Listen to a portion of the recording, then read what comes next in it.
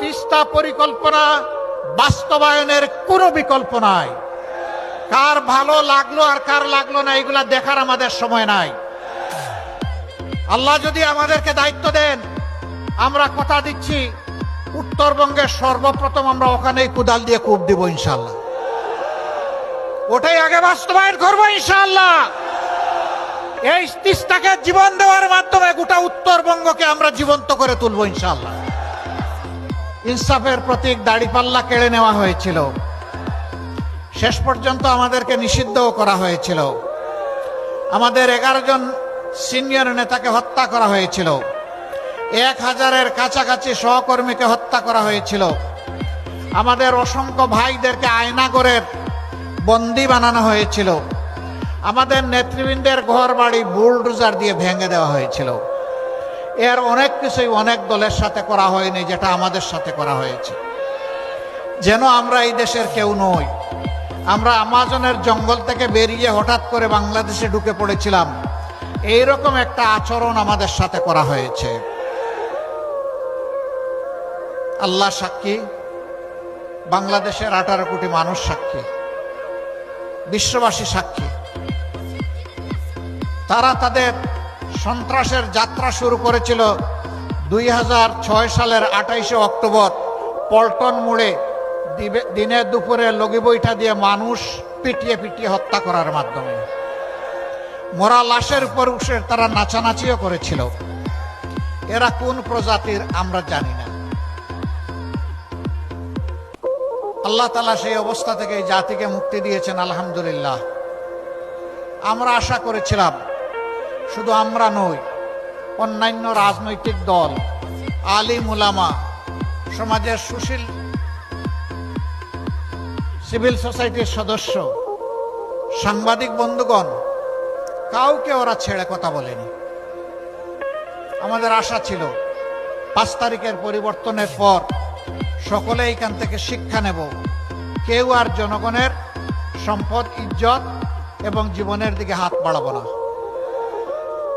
আমাদের আশা কি পূরণ হয়েছে? রংপুরের মানুষ খুবই ভালো, শিক্ষিত এবং ভদ্র, অল্পে তুষ্ট। এই এলাকার মানুষ মোটেই চাঁদাবাজি করে না। এখানেও চাঁদাবাজ আছে? আহারে, তাইলে যাব কোথায়? এইরকম একটা এলাকায় চাঁদাবাজ আছে। এখানে বিভিন্ন স্ট্যান্ড দখল হয়, এখানেও হয়। এখানে মামলা বাণিজ্য হয়, এখানেও হয়। আমরা ছিলাম সবচেয়ে বড় মজলুম, আমরা তো ওইরকম মামলা করলাম না। আমাদের করা মামলায় তো শত শত আসামি নাই। আমরা আমাদের লোকদেরকে বলেছিলাম, অবশ্যই ন্যায় বিচার পাওয়ার অধিকার সকলের আছে, আদালতের আশ্রয় নেওয়ার অধিকার আছে, কিন্তু সাবধান, একটা নিরীহ মানুষকেও আপনার অভিযোগের তালিকায় অন্তর্ভুক্ত করতে পারবেন না। সুনির্দিষ্ট ব্যক্তি ছাড়া যে অপরাধ করেছে কাউকে মামলায় আসামি বানানো যাবে না। আলহামদুলিল্লাহ, আমরা হাজার হাজার মামলা করি নাই। যে কয়টা মামলা করেছি এর মধ্যে 8টা মামলা আছে যেখানে আসামি মাত্র 1 জন।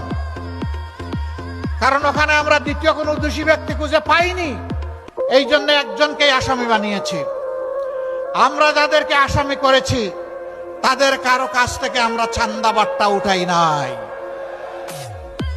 আমরা বলি নাই, হ্যাঁ তোমার নামটা হয়তো ভুলে ঢুকে গেছে, কিন্তু ঢুকে গেছে, এখন বের করতে গেলে কিছু খাজনা দেওয়া লাগবে। কাউকে বলি নাই। এ বাংলাদেশের মানুষ সাক্ষী। আমরা চাই না যে কোনো একটা নিরীহ নিরপরাধ মানুষ কারো প্রতিহিংসার শিকার হয়ে অথবা লোভ লালসার শিকার হয়ে একদিনের জন্য জেলের ভাত খাক, এটা আমরা চাই না। কারণ 15.5টা বছর আমরা দফায় দফায় জেলে গিয়েছি, আমরা জানি জেল কি জিনিস। বিনা অপরাধে আমাদেরকে জেলে পুরা হয়েছে। আমরা জানি যারা অপরাধ না করে জেলে যায় তাদের মানসিক অবস্থাটা কেমন হয়। যেহেতু আমরা নিজেই মজলুম হয়েছি, আমরা কাউকে মজলুম বানাতে চাই না। আমরা কি চাই? আমরা চাই একটি সাম্যের বাংলাদেশ,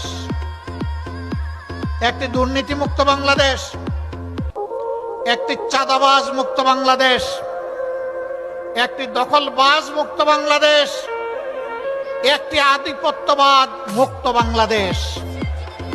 আমরা চাই আমাদের যুব সমাজ যে দাবি নিয়ে, মৌলিক দাবি নিয়ে রাস্তায় নেমেছিল আর চিৎকার দিয়ে বলেছিল উই ওয়ান্ট জাস্টিস, আমরা চাই সেই ন্যায় বিচারের বাংলাদেশ। এই বাংলাদেশ যারা গড়ার কথা বলবেন তাদের নিজেদের চরিত্র দিয়ে প্রমাণ করতে হবে যে তারা এটার উপযুক্ত। কোন অসৎ দুর্নীতিবাজ তারা যদি অনেক সুন্দর সুন্দর কথা এবং গল্প শোনায়, এদেরকে কখনো বিশ্বাস করবেন না।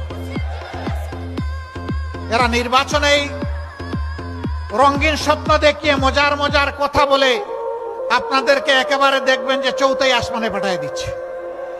এরা দুঃখবাজ, চিনে রাখবেন। এদেরকে ইয়েস বলবেন না, এদেরকে কি বলবেন? এদেরকে বলবেন তোমাদের জন্য লাল কার্ড।